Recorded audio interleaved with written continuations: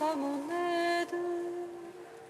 Seigneur, viens vite à mon secours. Gloire au Père, au Fils, au Saint-Esprit, maintenant et toujours. Dans les siècles des siècles. Amen. Alléluia. Roi du ciel, consolateur, Esprit de vérité, toi qui es partout présent, toi qui emplis tout, trésor de grâce et donateur de vie, viens et demeure en nous. Purifie-nous de toute souillure et sauve nos âmes. Toi qui es monté, Roi du ciel consolateur, Esprit de vérité, toi qui es partout présent, toi qui emplis tout, trésor de grâce et donateur de vie, viens et demeure en nous. Purifie-nous de toute souillure et sauve nos âmes. Toi qui es monté. Lorsque tu es descendu vers la mort immortelle, vie, L'enfer fut renversé par la splendeur de ta divinité. Et lorsque tu ressuscitas les morts qui gisaient au fond du tombeau, tous les anges dans les cieux se mirent à chanter. Gloire à toi, source de vie, ô Christ notre Dieu. Lorsque tu es descendu vers la mort immortelle, vie, l'enfer fut renversé par la splendeur de ta divinité.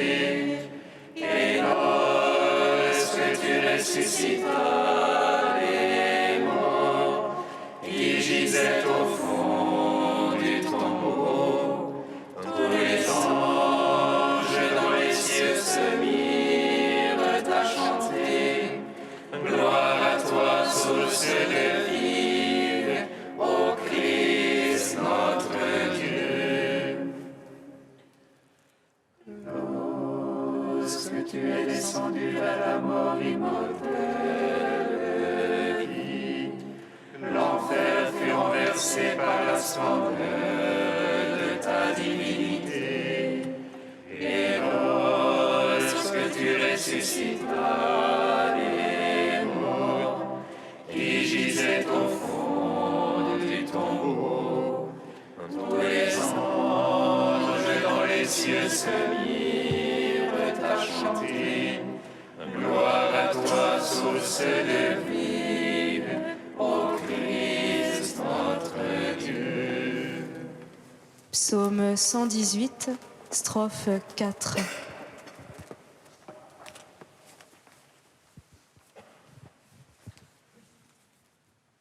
Sur les chemins de ta parole, Seigneur,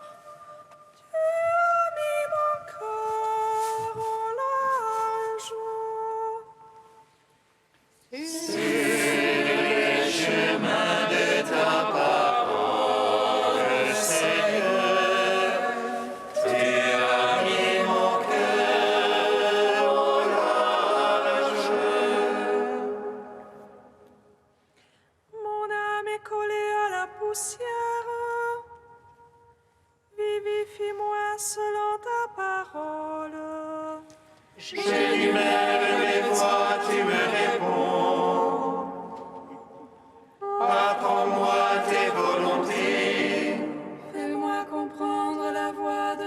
préceptes. Je méditerai sur tes merveilles. Le chagrin, mon âme, ne dort plus. Relève-moi selon ta parole. Détourne-moi de la voie de mensonge. Fais-moi la grâce de ta loi.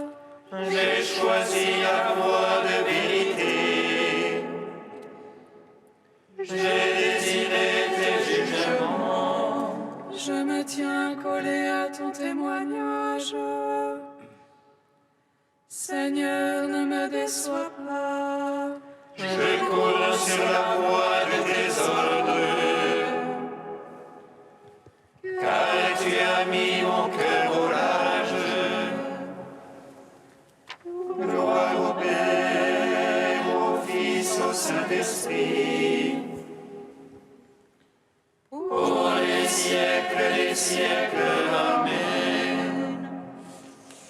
Sur les chemins de ta parole, Seigneur, tu as mis mon cœur au large. Psaume 14. Qui habitera sous ta tente, Seigneur?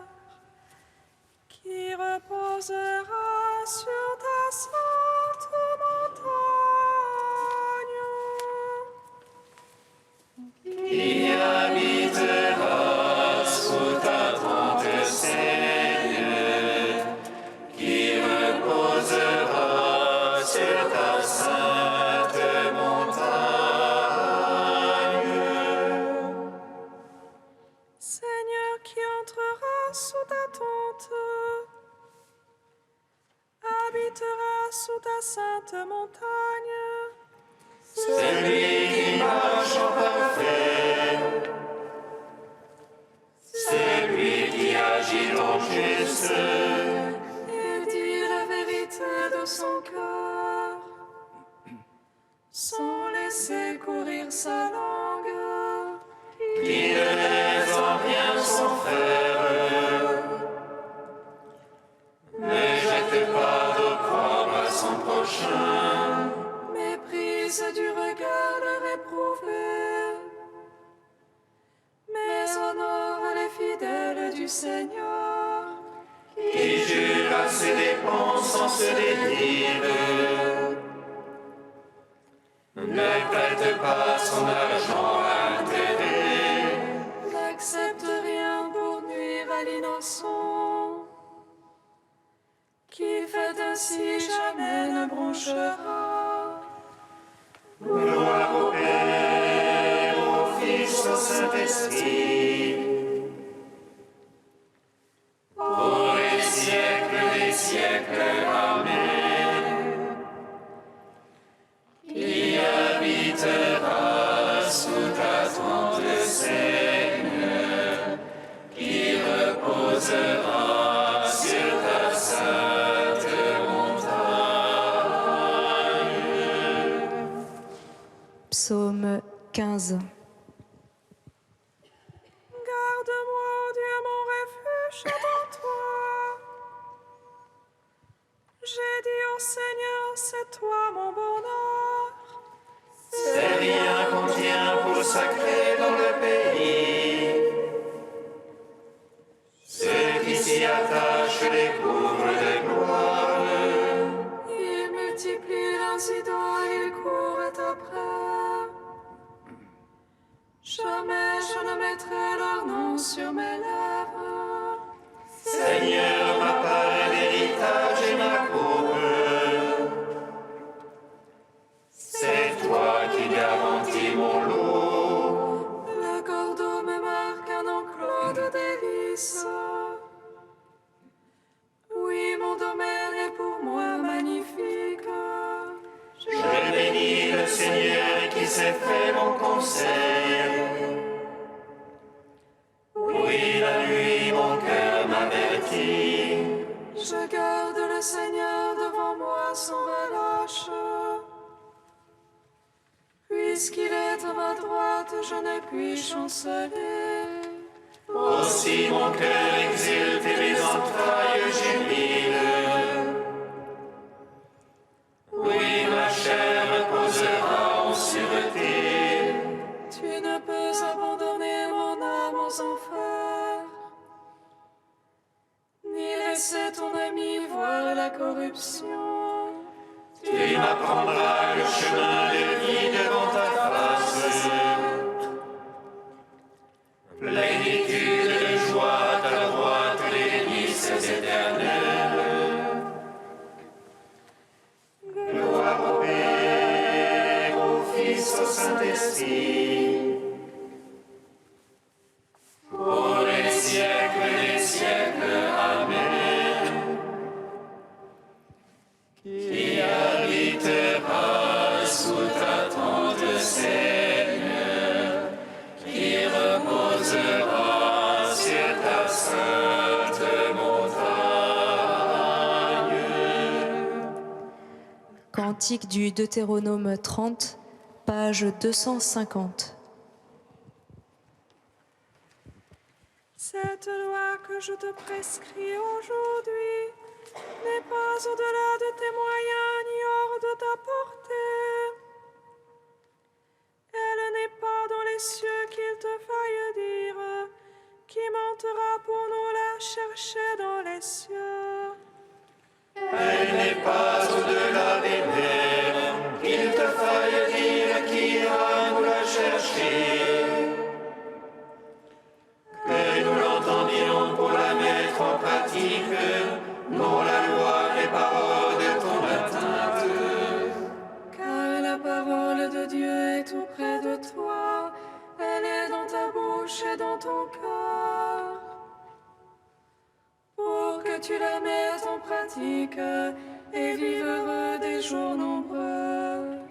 Moi, je te propose aujourd'hui vie et bonheur, mort et malheur. Si tu marches dans les voies de ton Dieu, il te bénira, toi et toute ta descendance. Je prends à témoin ciel et terre, je te propose bénédiction et malédiction. Choisis donc la vie pour que toi et tes fils viviez. Aime l'Éternel ton Dieu, écoute sa voix, attache-toi à lui. Car là est ta vie de bonheur, comme celle promise à Abraham. Rendons gloire au Père Tout-Puissant, à son Fils Jésus-Christ le Seigneur, à l'Esprit qui habite en nos cœurs, pour les siècles des siècles. Amen.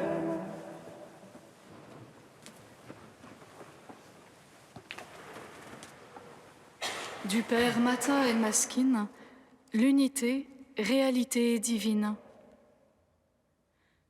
L'union n'est pas une condescendance affective, mais plutôt une ascension, exemple de sentiments personnels égotiques. Une ascension que l'on n'opère pas à partir du moi, ni au moyen du moi.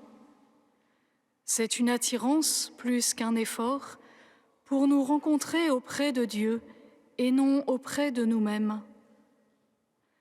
Nul ne peut venir à moi si le Père ne l'attire. Or, la voie de l'union à Dieu n'est pas une voie à sens unique qui se termine auprès de Dieu et c'est tout. Non, au retour, elle ramène vers le prochain, vers l'étranger, vers l'ennemi et vers toute la création.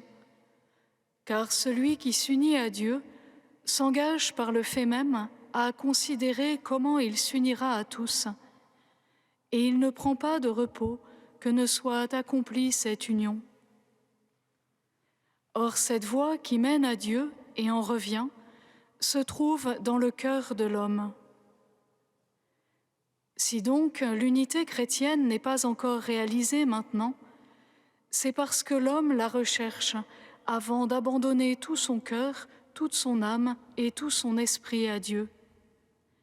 Parce qu'il la recherche hors de lui-même, c'est-à-dire qu'il recherche à la réaliser de manière objective et non intérieure. L'unité n'est pas un objet qui puisse être examiné du dehors seulement de façon théorique. L'unité est initialement une réalité divine et par conséquent une vérité. Or, la vérité divine n'a pas d'angle changeant, ni l'ombre d'une variation. Elle est vue par tous en sa totalité, en une seule fois, car elle est simple. On ne peut la voir hors de Dieu ou sans lui, car qui voit les attributs de Dieu voit nécessairement Dieu. Qui m'a vu a vu le Père. Lorsque Dieu habite le cœur de l'homme et s'y manifeste, le cœur se remplit des attributs de Dieu et saisit l'unité en sa profondeur et en sa vérité.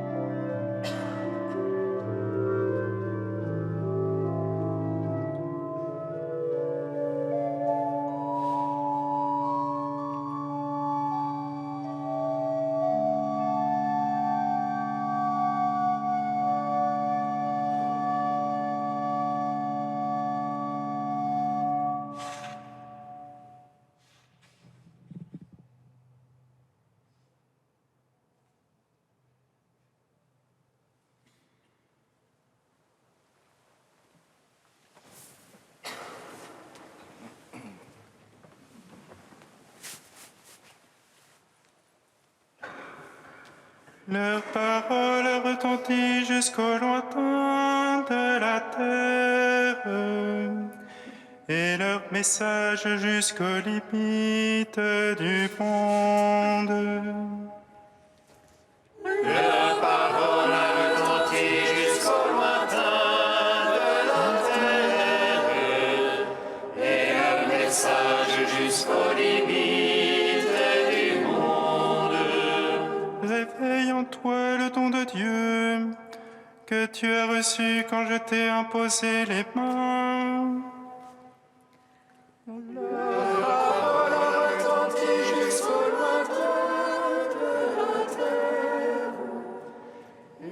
Message jusqu'aux limites du monde. Lecture de la deuxième lettre de Saint Paul apôtre à Timothée. Paul, apôtre du Christ Jésus, par la volonté de Dieu, selon la promesse de la vie que nous avons dans le Christ Jésus, À Timothée, mon enfant bien-aimé, à toi la grâce, la miséricorde et la paix de la part de Dieu le Père et du Christ Jésus, notre Seigneur. Je suis plein de gratitude envers Dieu, à qui je rends un culte avec une conscience pure, à la suite de mes ancêtres. Je lui rends grâce en me souvenant continuellement de toi, dans mes prières, nuit et jour. Me rappelant tes larmes, j'ai un très vif désir de te revoir pour être rempli de joie. J'ai souvenir de la foi sincère qui est en toi. C'était celle qui habitait d'abord Louise, ta grand-mère, et celle de Nice, ta mère, et j'ai la conviction que c'est aussi la tienne. Voilà pourquoi je te le rappelle, ravive le don gratuit de Dieu, ce don qui est en toi depuis que je t'ai imposé les mains. Car ce n'est pas un esprit de peur que Dieu nous a donné, mais un esprit de force, d'amour et de pondération. N'aie donc pas honte de rendre témoignage à notre Seigneur, et n'aie pas honte de moi, qui suis son prisonnier. Mais avec la force de Dieu, prends ta part des souffrances liées à l'annonce de l'Évangile. Gloire à toi, Seigneur, louange à toi. Gloire à toi, Seigneur, louange à toi.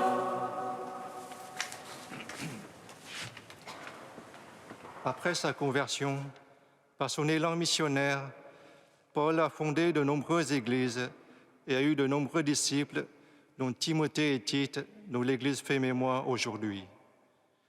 Ils furent ses compagnons de voyage et proches amis qui ont choisi pour gouverner l'un l'Église d'Éphèse et l'autre l'Église de Crète. Mais comment Paul fait-il donc pour transformer de simples néophytes en chrétiens aguerris et en ministres unis d'un seul cœur et d'une seule âme? Quel est le secret de sa transmission? Il y a tout d'abord une réelle vie de prière, seul avec son Dieu. La lettre le situe depuis sa prison à Rome, où il prie continuellement, jour et nuit, pour construire l'Église du Seigneur, la cité de Dieu, dans une dynamique de germination, et former les premiers disciples et pasteurs des églises depuis le fin fond de sa cellule intérieure. Ainsi, loin de se laisser abattre par son incarcération et les persécutions à Rome, Paul va développer et semer sa parénèse, c'est-à-dire exhortation à la vertu qui lui est chère. Comme le dit le Père Lacordaire, « J'ai toujours cru que les instants les plus favorables pour semer et planter étaient le trouble et la tempête. » Seul dans sa cellule, il porte sa croix, car la croix est la condition de toute œuvre sainte. Il y a ensuite une réelle affection et un lien de confiance entre l'apôtre et le disciple. Il commence par la compassion à la tristesse de Timothée de voir son maître partir à Rome et par des paroles de consolation selon la promesse de vie qui est en Jésus-Christ. À l'instar du prophète Isaïe, « Consolez, consolez mon peuple, dit votre Dieu. » Car quand Dieu console, c'est pour nous faire renaître à la vie et nous faire sortir de nos torpeurs. Mais voilà que le Seigneur va s'appuyer sur un autre jeune converti, Timothée, qui de plus est de nature timide, réservée et de santé fragile. Est-ce un pari risqué pour son Église? Peut-être pas, car la folie de Dieu est plus sage que les hommes. Nous le voyons déjà à travers Moïse, qui hésite en disant « Je ne suis pas doué pour la parole ». Nous savons quelle en est la suite. Timothée va recevoir un encouragement de la part de Paul, comme un coach pour raviver le charisme qui est en lui et en chacun de nous. Cet esprit que nous avons reçu nous fait sortir de notre peur pour nous revêtir de l'esprit de force, d'amour et de maîtrise de soi, pour être des témoins vivants de l'Évangile de Jésus-Christ. Plus qu'une relation de maître à disciple, c'est une relation de confiance et d'amour qui lui fait adopter Timothée comme fils dans la foi. Comme par la grâce de notre baptême, nous sommes devenus des fils adoptifs d'un même Père, unis par une foi unique et identique qui nous a été transmise par la succession des apôtres et la tradition. Les premiers épiscopes, anciens ou pasteurs des premières églises, à l'instar de Timothée et Tite, recevaient l'imposition des mains de la part des apôtres, c'est-à-dire le grâce du Saint-Esprit pour la transmission de la foi en Jésus-Christ, désigné comme sûr, fiable et à conserver fidèlement. L'Église a besoin de ce ministère d'unité afin d'être l'Église de Dieu, l'unique corps du Christ, un signe de l'unité de tous dans le royaume. Cette foi unique n'est pas faite pour être cachée ni perdue, mais elle est un bien héréditaire que Timothée tient de ses ancêtres et qu'il garde dans toute sa pureté. Elle fut transmise de génération en génération jusqu'à nous aujourd'hui, d'où l'importance de la transmission de la foi. Notre foi a une double facette, telle les marées basses. Elle peut se retirer au loin avec les hésitations comme celle de Jérémie. Vraiment, je ne sais pas parler, car je suis un enfant. Mais c'est au galop qu'elle peut revenir raviver notre Église avec la promptitude d'Isaïe. « Me voici, envoie-moi ». Car il dépend de nous de raviver comme d'éteindre ce feu. Depuis sa cellule, Paul lance un appel pour la libération des consciences de la foi en chacun de nous.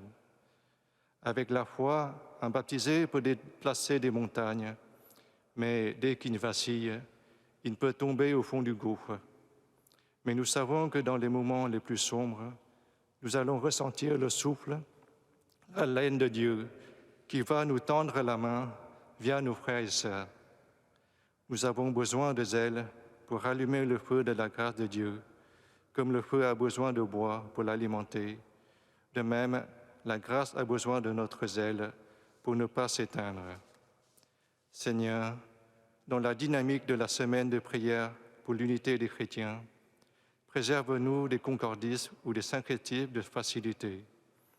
Les convergences ne peuvent se faire qu'en hauteur et en profondeur dans la foi et la charité. L'œcuménisme est un appel de tous les jours et pas que du 18 au 25 janvier. Il demande de tous une conversion au plus essentiel et au plus profond du cœur.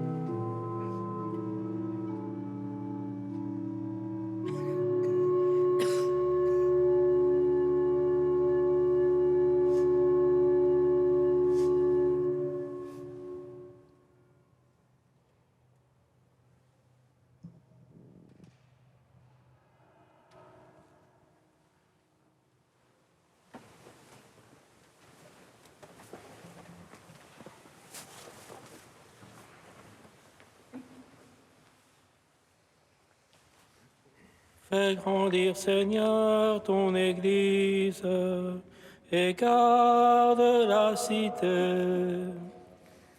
Fais grandir, Seigneur, ton Église et garde la cité. Seigneur, nous te prions pour tous ceux qui œuvrent auprès des malades et des personnes âgées, qu'ils soient porteurs de ta charité. Fais grandir, Seigneur, ton Église et garde la cité. Seigneur, nous te prions pour un ordre international plus juste. Donne la paix à la terre. Fais grandir, Seigneur, ton Église et garde la cité. Seigneur, nous te prions pour les vocations. Fais que chacun réponde joyeusement à son appel. Fais grandir, Seigneur, ton Église et garde la cité.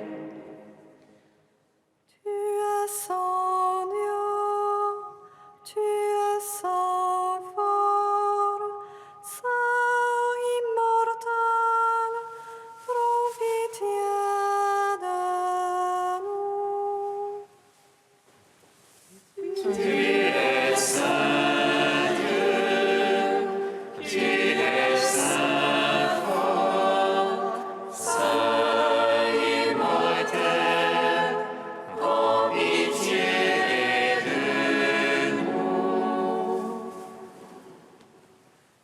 Tu es saint Dieu, tu es saint fort, saint immortel, prends pitié de nous. Gloire au Père et au Fils et au Saint-Esprit, maintenant et toujours et dans les siècles des siècles. Amen. Saint immortel, prends pitié de nous.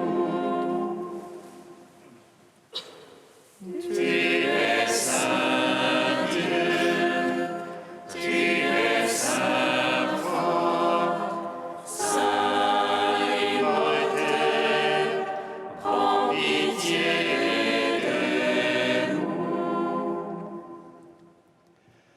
Seigneur, à la suite de Timothée et Tite, tu envoies toute ton Église être témoin de ta parole avec la puissance du Saint-Esprit et la charité au cœur. À ton commandement, nous osons dire. Notre Père qui es aux cieux, Que ton nom soit sanctifié, que ton règne vienne, que ta volonté soit faite sur la terre comme au ciel. Donne-nous aujourd'hui notre pain de ce jour. Pardonne-nous nos offenses comme nous pardonnons aussi à ceux qui nous ont offensés. Et ne nous laisse pas entrer en tentation, mais délivre-nous du mal. Car c'est à toi qu'appartiennent le règne, la puissance et la gloire, pour les siècles des siècles. Amen. Dieu qui a donné à Tite et à Timothée une vertu digne des apôtres, fait que, soutenus par leurs prières, vivant avec justice et piété dans ce monde, nous parvenions au ciel, notre patrie, par Jésus-Christ ton Fils, notre Seigneur et notre Dieu, qui vit et règne avec toi et le Saint-Esprit, maintenant et pour les siècles des siècles. Amen. Bénissons le Seigneur.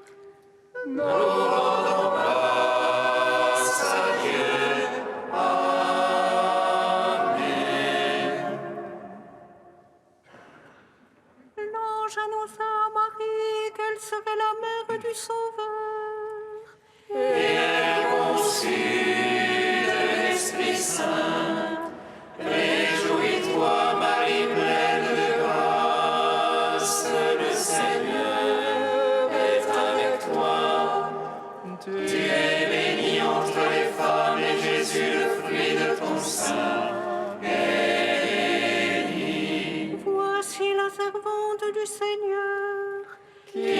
soit fait selon ta parole.